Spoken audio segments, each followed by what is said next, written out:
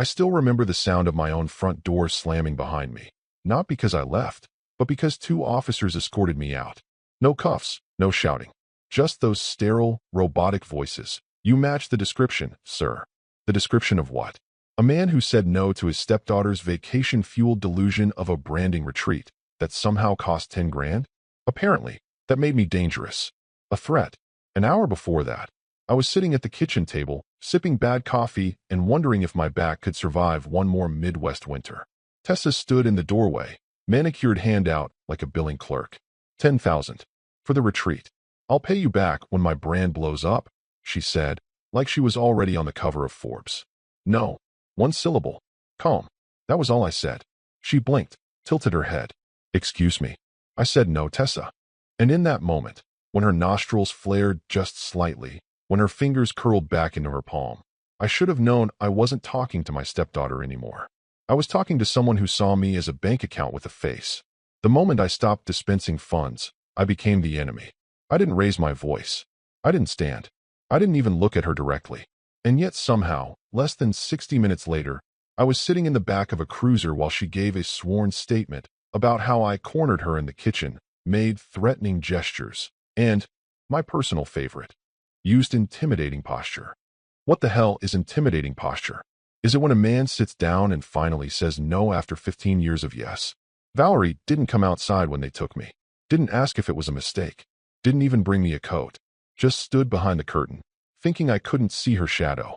The silence from her was louder than any siren. If you've ever poured your life into a family, paid their bills, fixed their cars, sat through their therapy, their dentist appointments, their breakups, and still ended up treated like a disposable inconvenience, then you understand the pit in my stomach. The one that forms when reality tilts sideways and you realize your role wasn't father, or husband, or partner. It was wallet. By the time they finished processing me, my name was already circulating in whispers. Tessa's tone in her statement had just enough fear in it to trigger automatic concern. She was shaken. She was unsure if it was safe to stay at home with him. There was no evidence, none. But when a 20-something girl cries and says the word intimidation, the system doesn't wait for due process. It reacts. I was told I'd be notified if charges were filed. In the meantime, I was advised to keep my distance. From my own home. And you know what the kicker is? That same home she's lived in rent-free since college. The one I bought. The one I refinanced with my name as the guarantor so she could stay in a better school district. But suddenly, I was the danger. Gentlemen, more than 90% of the people who hear this kind of story never subscribe. If you're still here, maybe take a second to tap that button. It pushes our work further and keeps stories like this alive. It's free. It helps more than you know. Anyway, I tried calling Valerie. She didn't answer. I texted once, asking for clarity. Her reply, "It's best you don't come back right now. You really scared her." That was it. Not, "I know you'd never do that." Not, "Let's talk." Just blind allegiance to a daughter who couldn't tell the truth if it were tattooed to her face. I sat in my car that night with my coat still zipped and my phone at 2% battery. I was 62 years old, had survived 2 recessions, cancer once, and an ulcer that nearly took me out. And somehow this was what took me down. Except I didn't go down. I went quiet.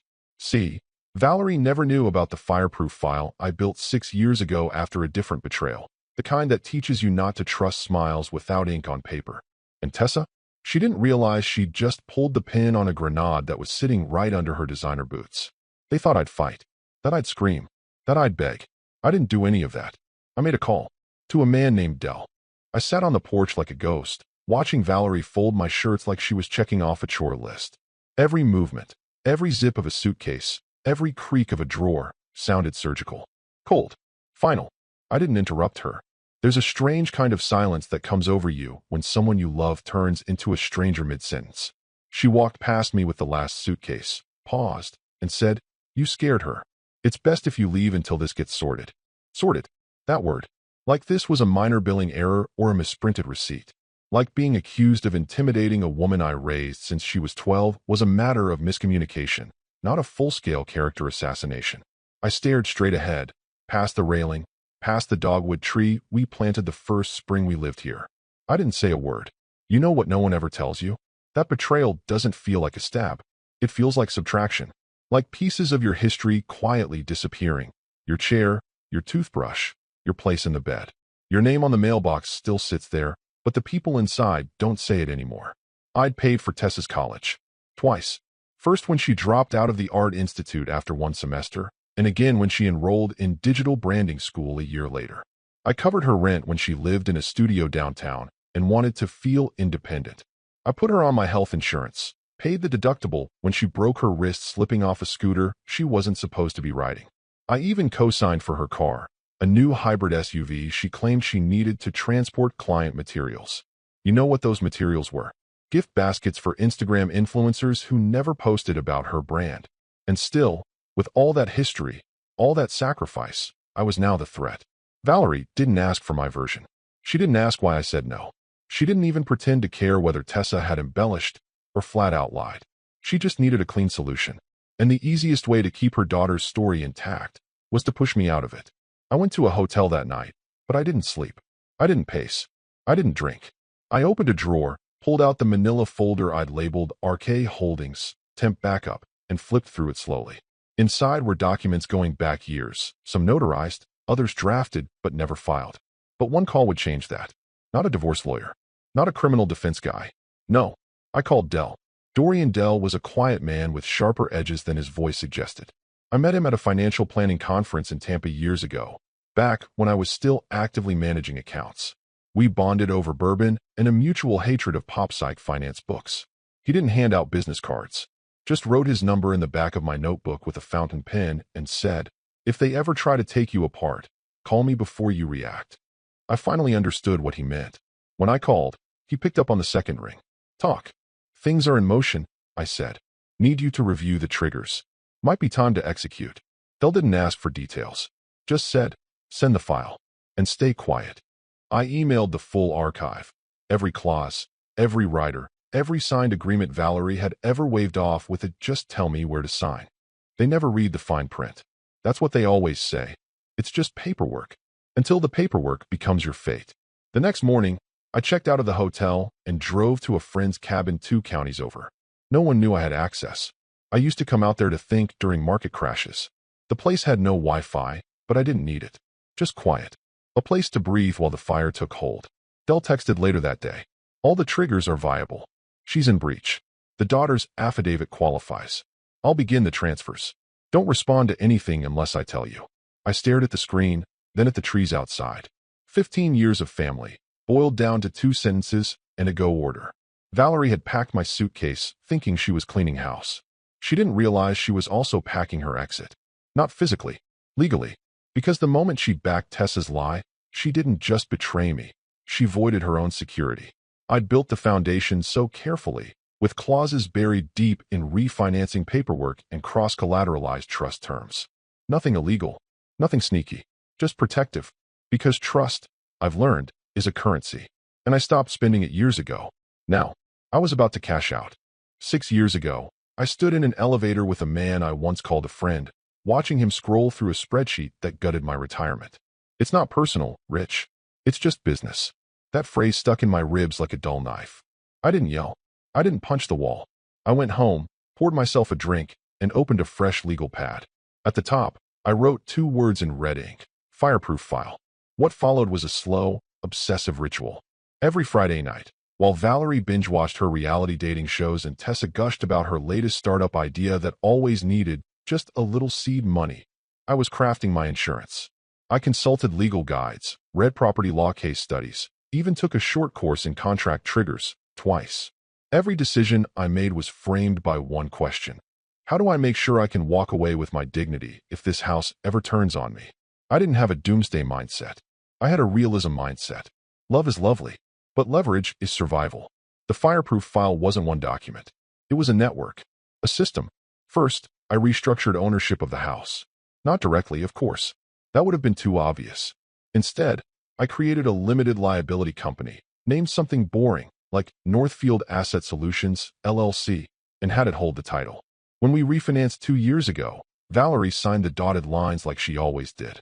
Didn't even blink. "Just tell me where," she said, mascara wand in hand. She was more focused on booking Tessa's graduation brunch. What she didn't realize was that among the 40 pages of closing paperwork, one clause stood alone on page 34 of the joint deed agreement. a conditional transfer clause. Simple language. Nothing flashy. But it was tied to an event trigger, a verified false legal claim filed against me by either cohabitant, coupled with written spousal endorsement. In other words, if Tessa lied under oath and Valerie backed her, whether actively or by inaction, that clause would automatically initiate a cascade of asset realignments. Then came the trust. After the fallout with my former partner, I had moved my retirement assets, IRAs, life insurance, even the old tech stock I forgot I owned, into a protected private trust based in a state with airtight statutes. The trust wasn't just a lockbox. It had rules. One of them, any beneficiary found to have committed material fraud or malicious legal misrepresentation would be permanently excluded retroactively. Tessa was listed as a potential future beneficiary. Not anymore. You see, when she scribbled out that affidavit at the station and accused me of using aggressive proximity and projecting threats through vocal intensity during an argument about money, she didn't just hurt my pride. She triggered the clauses, almost word for word. And Valerie, bless her distracted little soul, sent a text to Tessa the next morning. Don't worry, I believe you 100%. I'll handle him. A simple message, but it qualified as written endorsement. The timestamp synced perfectly with Dell's timeline. That text was like a detonator. They lit the fuse themselves. This wasn't just about protecting wealth. It was about protecting myself from a slow erasure, financially, emotionally, legally. I'd seen too many men get chewed up by systems they helped build. I wasn't going to be one of them. Tessa, for all her flair and filters and faux business lingo, never asked how the house was titled. Never wondered why I insisted on keeping our finances separate. Valerie always said I was paranoid for storing documents offsite in a safety deposit box under my old company's name. That box. It now held originals of every file Dell needed. You know what always gets them? The fact that I never told anyone. No threats. No posturing. Just quiet math, careful law, and good timing. They thought I was playing checkers. I was building a trapdoor. And the moment Tessa filed that report, with those exact phrases, Dell sent me a one-word message. Initiated. There would be no explosive courtroom reveal. No dramatic standoffs. Just shifting sands. Accounts moving. Titles updating. Access revoked. And by the time they noticed, the current would be too strong to swim back against. Dell wasn't the kind of lawyer who wore designer suits or threw Latin phrases around to feel important. He didn't advertise. He didn't do divorce court or DUIs. His office didn't even have a receptionist. Just a worn leather chair, a silent coffee maker, and rows of file cabinets with labels like probate traps, offshore loops, and personal detonations. He was the kind of man you called when you didn't want justice. You wanted certainty. I sat across from him at a small oak table while he read through my files. Page by page. Clause by clause. No raised eyebrows. No compliments. Just an occasional low hum in his throat when he reached a well-written section. When he got to the refinancing rider Valerie had signed, page 34, subsection C, marital security contingencies, he paused, leaned back, and gave the first real response. You buried your defense like a time capsule. It's all here. He tapped the paragraph slowly, like he was knocking on a wall to check for hollow spots. The funny part, he said, this clause would have been obvious to any lawyer. But it wasn't her lawyer who reviewed the paperwork. It was a notary at a title company, and Valerie had a mani-pedi scheduled, so she rushed through the signing. Classic. He moved on to the trust. The language was precise, tied not just to fraud, but to malicious representation by any dependent or listed beneficiary. Retroactive exclusion. No appeals. You did this after the Greenwell partnership, right? He asked, without looking up. Yeah. Smart. That one stung you deep. I can tell by the wording. Dell pulled out a blank legal pad and started scribbling a checklist. Property transfers, beneficiary purchase, asset unfreezing, filing of clause triggers. Your pension? He asked. Moved it last year. To the Nevada lockbox? I nodded. He smiled faintly. Even better. That trust has harder teeth than a junkyard dog. See, what people like Valerie and Tessa never understood was that a man who's been betrayed once becomes either broken or dangerous. I wasn't licking my wounds. I was documenting them. The house was legally owned by a shell LLC I controlled, registered to a P.O. box in a neighboring state. I had voting rights. I had transfer power. Valerie had occupancy rights, but those were tied to spousal cooperation. The moment she endorsed Tessa's false accusation, her rights were suspended pending internal review. By me. Dell closed the folder, folded his hands, and said it plainly. You have them boxed. They don't know it yet, but they're on a treadmill, and I control the speed. I didn't smile. I didn't gloat. I just exhaled. The hardest part wasn't building the fireproof file. It was waiting, watching them smear my name at brunches, watching Valerie play the concerned wife while ignoring my calls, watching Tessa post another faux inspirational quote on her social media. Know your worth and don't apologize for it. Underneath it, a video of her sipping rose, smirking. Let them smirk. I wasn't filing countersuits. I wasn't calling the police. I wasn't fighting dirty. I was just triggering what they'd already signed. The problem with lies is they're short-term tools. They work in the room they're told in, but they die when facts start traveling. And facts? They were about to move faster than either of them could handle. Dell wasn't in a hurry. Neither was I. We agreed. The best strategy was silence. Let them think they'd won. Let them build their house on sand. Because I knew what was coming. Tessa had no idea her affidavit read like a legal wish list for asset reallocation. She could have made any claim, but she used the exact phrases the clause specified. Hostile proximity, verbal threat, feared for my safety. Like she copied it from a blog post on how to sound convincing in victim reports. And Valerie's mistake? Blind loyalty. She didn't vet. She didn't investigate. She didn't even ask me what happened. She picked a side before the facts came in. Which means she picked consequences too. All you have to do now, Dell said, sliding the folder back to me, is wait. So that's what I did. I went to the cabin. I stacked firewood. I cooked simple meals. And every morning, I opened my email, refreshed the update log, and watched as the gears started to turn, quiet, precise, irreversible. They'd started this worth thinking I'd break. But I was already fireproof. 3 weeks is all it took for the truth to start leaking out like water through a cracked pipe. At first, it was a single email from Dell with the subject line, Exhibit A. Inside was a short audio clip pulled from a neighbor's doorbell camera, one of those models people install for package theft. It had captured our entire confrontation in the kitchen. No screaming, no shouting, no intimidating posture, just my flat voice saying, I said no, Tessa, and her sighing like a disappointed actress. The officer's questions on the recording were polite.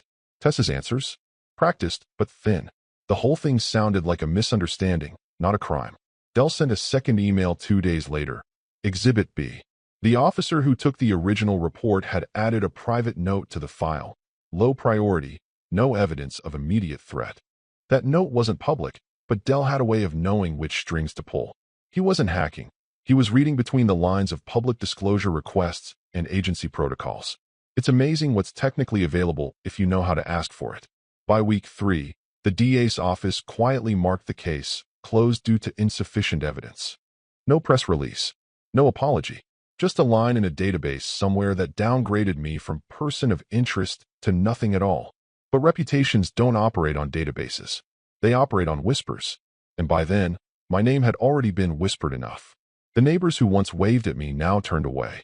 The church committee I'd served on for a decade paused my participation. My golf partner texted, Hey man, thinking of taking a break from weekends for a while. No one said the words out loud, but I could feel them floating in the air. Predator, creep, liar. That's the thing about accusations. They're louder than exonerations. Financially, the bleed had begun. Legal consultations, temporary housing, canceled contracts from clients who didn't want their portfolios handled by someone under investigation. Even though nothing formal had happened, the damage was spreading like a quiet mold. Dell told me not to engage. The goal isn't to salvage your reputation in their eyes. It's to execute your plan without them seeing it until it's done. So I didn't issue a public statement. I didn't call journalists. I didn't post a crying video on Facebook. I just went silent. I stacked more firewood at the cabin. Cooked another meal. Reread my file. The fireproof file had 2 sections, protection and reversal. The protection part had already saved my assets.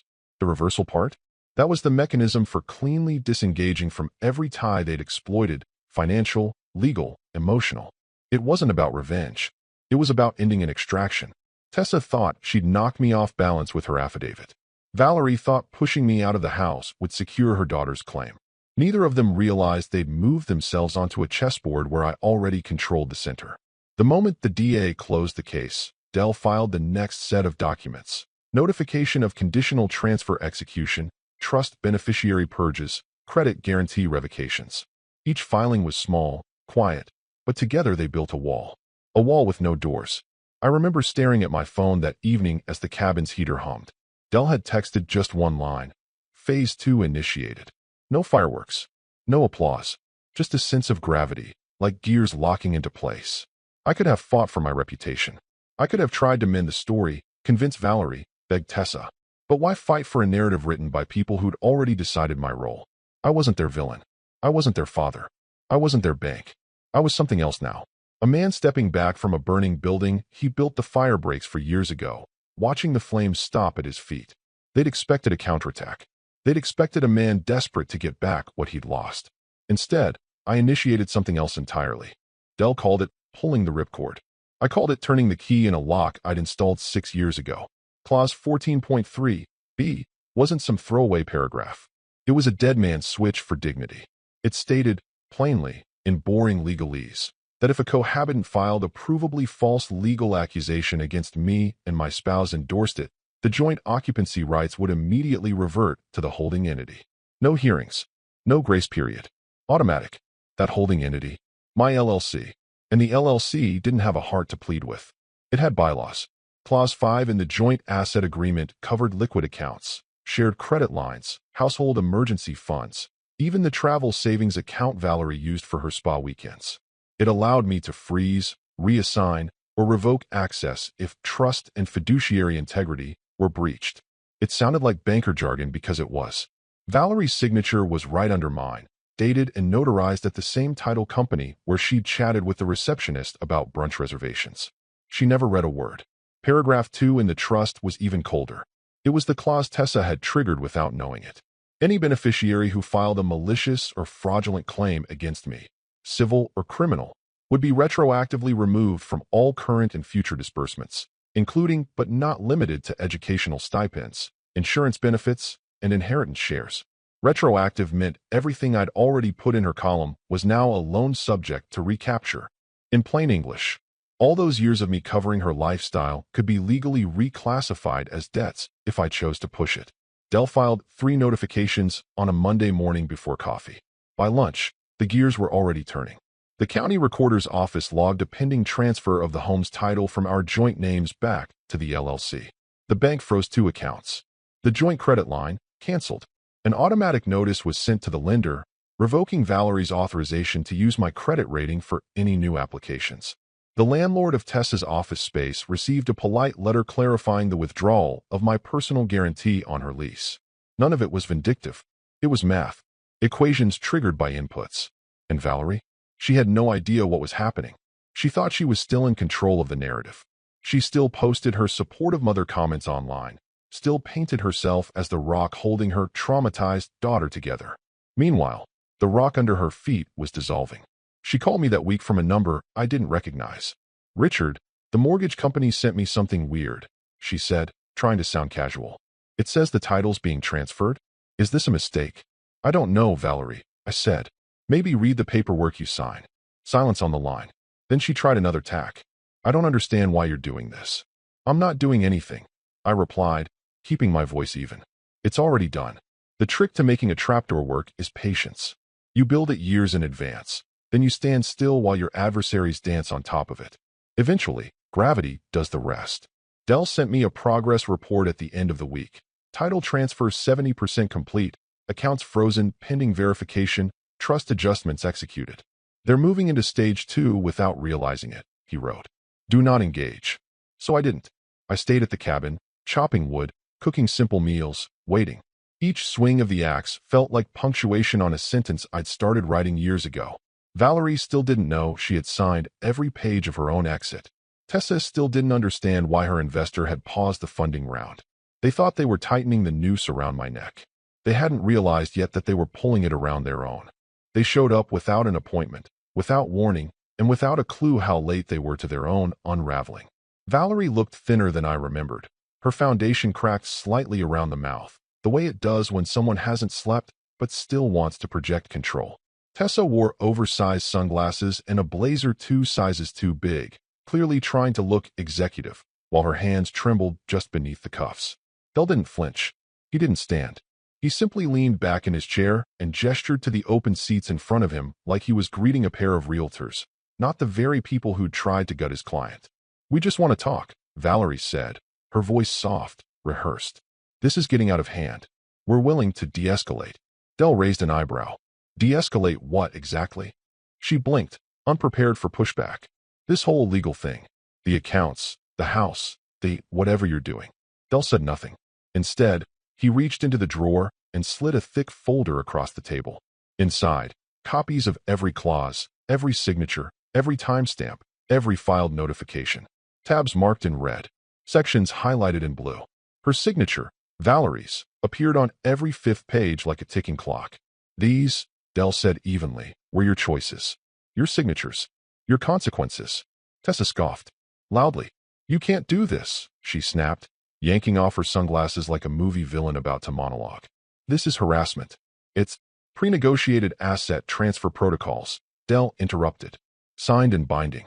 There's no harassment here. Just contract execution. That's when I stepped into the room. I didn't need to announce myself. The weight of my silence was enough. I walked past them, sat beside Dell, and folded my hands on the table. Tessa's mouth opened, then shut. Her face contorted into something between a pout and a glare. Are you serious right now?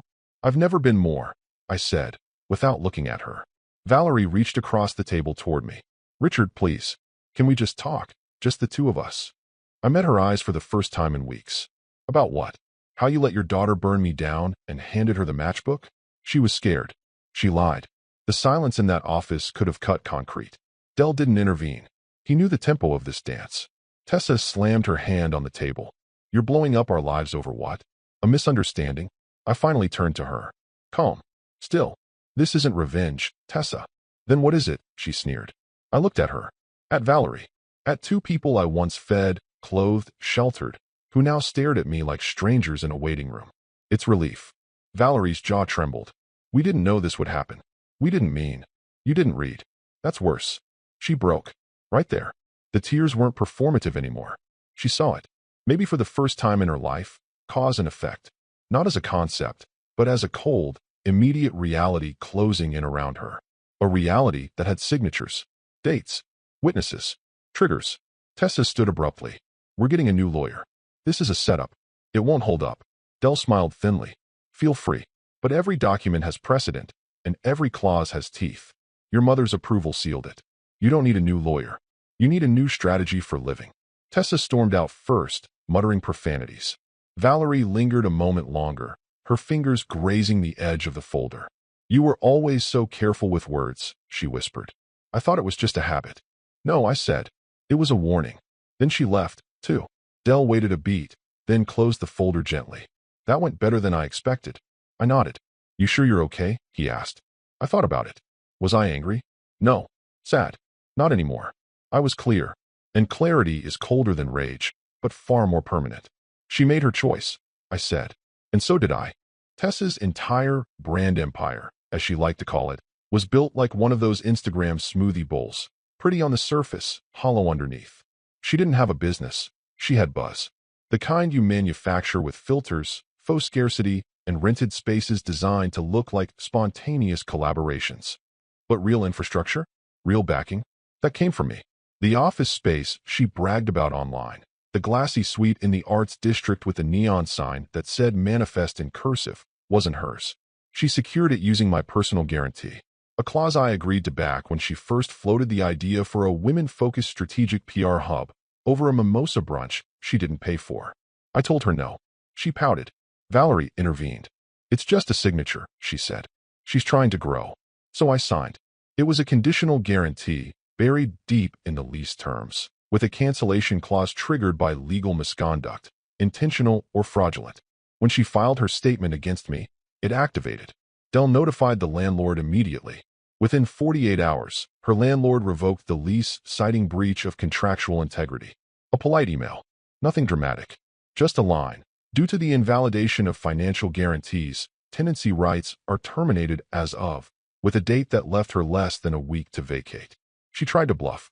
She told her followers it was a strategic relocation for growth. But the followers didn't show up to help pack boxes. Investors were next. Two of them were casual friends I'd brought in to help her secure a seed round when she was still doing pitch decks in Canva. They had trust in me, not in her.